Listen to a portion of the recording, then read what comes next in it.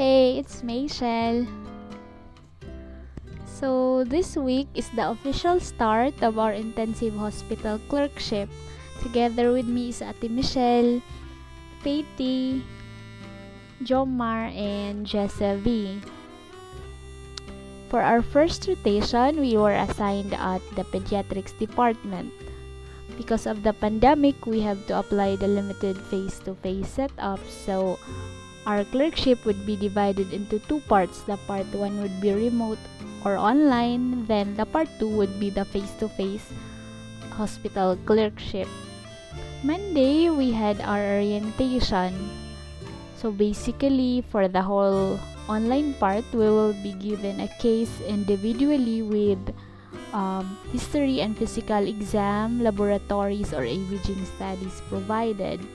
We are then expected to provide differential diagnosis, come up with the correct diagnosis, then discuss the case from anatomy and physiology, pathogenesis to management and prognosis. Tuesday, we receive our assignments, which was assigned randomly, and voila, I've got the first case, so naturally I'll be the first presenter. For the whole day of Wednesday, committed all my time with the case, preparing all the needed resources, making the PowerPoint presentation, and securing notes. Then all of a sudden, I want to go home. I started panicking and I'm happy down. I am now questioning all my actions and all my intentions. Do I have the right diagnosis? Am I really for this? Or am I a doctor material?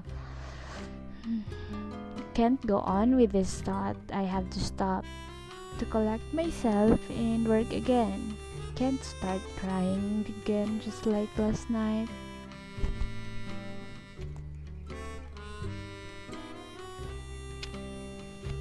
The following day, Thursday, is supposedly our case presentation, but something came up for our preceptor, so we have to move it to the next day.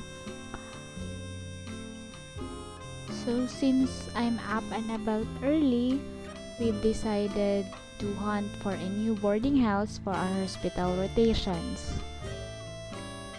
But unfortunately, we went home not found the boarding house we're hunting. That night, after washing up, I finished and reviewed my presentation, and I've retired at 3:35 a.m. after deciding it's finished. Got nothing really to add anymore. And yes, it's essential to have 1, 2, 3, 4, 5, 6 alarms. Then comes today, my first case presentation for the longest time. Because you see, since the pandemic, we're always doing a group case presentation. And of course, I have to use my obviously needed iron white coat. Feel like in a way, it gives me the sense of quote-unquote doctor feels with the watch. No joke, I can't think clearly at this moment. Desperately asking the Lord to answer the questions for me. This is me pretending to read, but honestly can't comprehend it this time. Doctor, so I'm Michelle. Good morning. And I will be presenting the case study 1.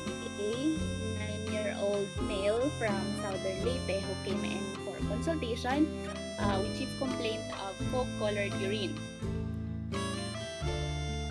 So 9 days prior to consult, our diagnosis is acute post-streptococcal glomerulonephritis. Meron pa? Thank you na, Doc. Wow. Sige. Hey, congrats Ate Michelle. Congratulations, Michelle. Feedback ko, no? So, wow. I really appreciate your PowerPoint. Amazed ako na na-review din ako. Thank you for that. And then, she did well. She went back to the basic, no? So, alam niya na why these patients are presenting these clinical signs and symptoms relating to the pathophysiology.